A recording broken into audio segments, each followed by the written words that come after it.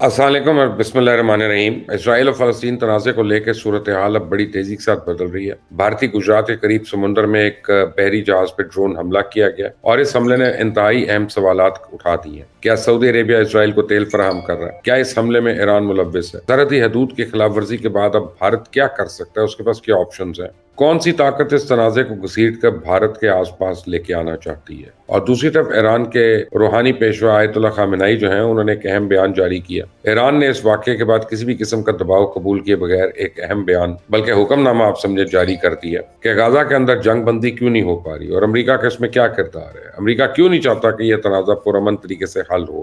اس سے پہلے کہ ہم اور بات کریں اس پہ، آپ نے اگر ابھی تک اس چینل کو سبسکرائب نہیں کیا تو پلیز کر لیجیے گا، بیل آئیکن کو پریس کرنا مت بھولیے گا، ہر ویڈیو آپ کو پھر بر وقت مل جائے گی۔ اسرائیل اور فلسطین تنازع کو لے کے صورتحال بڑی تیزی کے ساتھ بدل رہی ہے اور بھارتی گجرات کے قریب سمندر میں ایک بحری جہاز پر ڈرون حملہ کیا گیا۔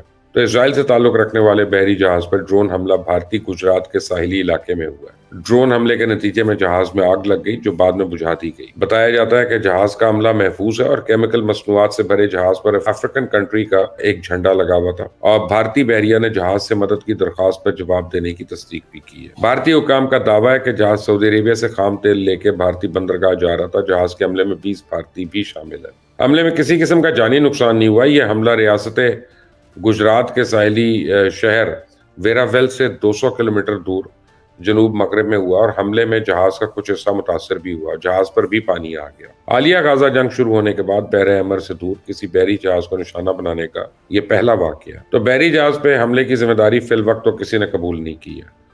یاد رکھیے گا کہ یمن کے ہوتی گروپ اس سے پہلے بحر احمر میں اسرائیل سے تعلق رکھنے والے متعدد بحری جہازوں کو نشانہ بنا چکے ہیں، کچھ کو اغوا بھی کیا گیا۔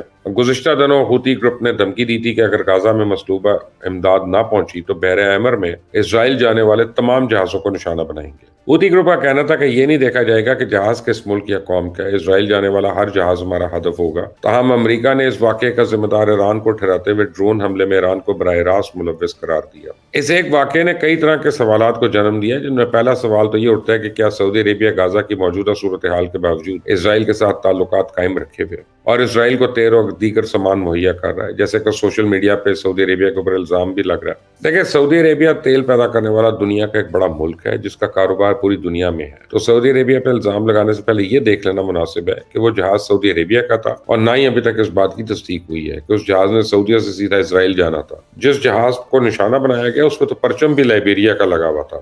تو سعودی عربیہ پہ الزام لگانا انتہائی خطرناک ہو سکتا ہے، کیونکہ بڑی مشکل سے سعودی عربیہ اور ایران کے تعلقات تو بہتر ہوئے ہیں۔ اس کو امت کو بھی بڑا فائدہ ہے اور اس کا الزام سعودی عربیہ پہ لگنے سے سعودی ایران تعلقات دوبارہ کشیدہ ہو سکتے ہیں اور ایران کے حمایت یافتہ یمنی جو ہیں وہ سعودی عربیہ کی سرحد کے ساتھ پھیلے ہوئے ہیں۔ تو سعودی عربیہ اور ان کی یمن کی کشیدگی میں پہلے ہی بہت نقصان ہو چکا ہے۔ تو اس الزام لگانے کے پیچھے وہ قوتیں کار فرما ہیں جو سعودی عربیہ اور ایران کے تعلقات بہتر نہیں چاہتی۔ لہٰذا سوشل میڈیا، جس کا پہلے ہی پاکستان میں استعمال بہت غیر ضروری اور غیر سنجیدہ ہو چکا ہے، ایسے پلیٹ فارم سے اس طرح کے ٹرینڈ جن سے امت اور ملک پہ سالمیت میں ان کے حرف آئے، اس سے دور رہنا چاہیے۔ بہرحال اب آتے ہیں کہ انڈیا کی سائٹ پہ، کیونکہ یہ واقعہ بھارتی حدود میں آیا، جبکہ یمنی حوثیوں کی اب تک تمام کارروائیاں بحر احمر کے علاقوں تک محدود ہے، تو امریکہ نے اس کا الزام ایران پہ لگا دیا۔ یہ ڈرون حملہ ایران کی طرف سے کیا گیا۔ تاہم بھارت نے اس حوالے سے کسی قسم کا کوئی بھی جذباتی بیان نہیں جاری کیا اور عقل مندی بھی یہی ہے کہ امریکہ اور اسرائیل کی پوری کوشش رہی ہے کہ کسی بھی طریقے سے موجودہ تنازع کے اندر بھارت کو گھسیٹے، کیونکہ بھارت اس وقت چابہار بہار کے حوالے سے ایران کے ساتھ معاہدے کے آخری مراحل میں ہے، جس سے ایران کو بھارت کی صورت میں 1.5 ارب آبادی پہ مشتمل ایک بڑی منڈی مل سکتی ہے، جبکہ بھارت چابہار کے ذریعے گرم پانیوں میں اتر سکتا ہے اور وہاں پہ چائنا کا بھی اتنا ہی انٹرسٹ ہے۔ تو بھارت موجودہ صورتحال میں تو ایران کے خلاف بیان جاری کرنے سے گریز کرے گا اور ایران کے ساتھ اپنے تعلقات بچانے کی کوشش کرے گا، کیونکہ یہ تعلقات بڑی ہی آپ سمجھے تھن ایج پہ اس وقت چل رہے ہیں اور ابھی تو یہ جہاز بھی بھارت کا نہیں تھا۔ تو یمنیوں نے اس واقعے پر کوئی باقاعدہ رد عمل جاری نہیں کیا۔ تاہم ایرانی قیادت کی طرف پوری دنیا کو خبردار کیا گیا کہ اسرائیل کو کسی بھی قسم کا سامان بھیجنے سے گریز کرے۔ صدر ابراہیم رئیسی نے کہا ہے کہ مقبوضہ فلسطین کے مزاحمتی تنظیم حماس کا 7 اکتوبر کو حملہ فلسطین کے ساتھ جاری ناانصافیوں کا رد عمل ہے۔ ایرانی دارالحکومت تہران میں تقریب سے خطاب میں ابراہیم رئیسی کا کہنا تھا کہ مسلم دنیا میں تمام آزاد لوگوں کے لیے مسئلہ فلسطین کی مرکزی حیثیت ہے اور فلسطینیوں کے خلاف اسرائیلی جنگی جرائم پہ بین الاقوامی ادارے خاموش ہیں۔ تو فلسطین پر اسرائیلی جنگی جرائم بین الاقوامی اداروں کی ناکامی ہے اور فلسطینی علاقوں پہ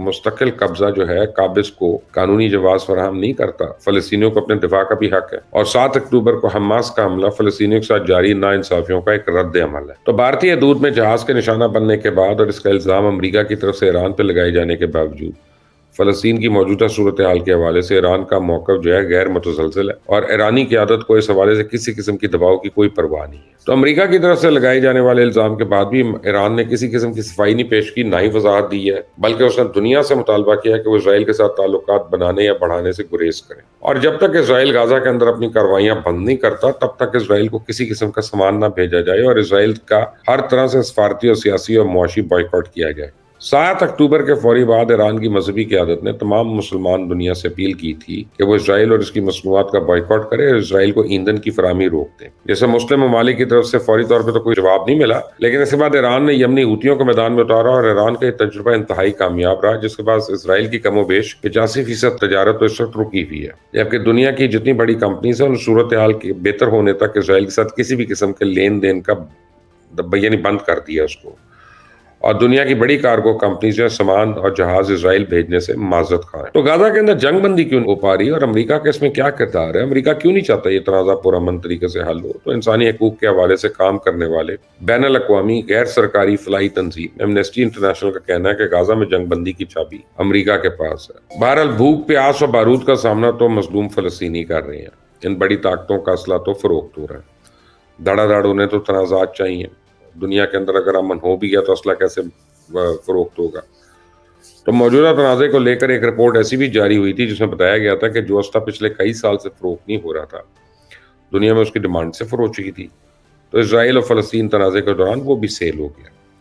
تو یہ اپنا کھیل جاری رکھے ہوئے، ادھر سخت سردی میں بھوکے پیاسے فلسطینی جو ہیں ان کی شہادتیں 20,000 سے تجاوز کر گئی ہیں۔ اللہ تعالیٰ ان پہ اور ہم سب پہ رحم فرمائے۔ اس ویڈیو کو شیئر کریے گا، سبسکرائب کرنا مت بھولیے گا۔ Until the next time, اللہ حافظ۔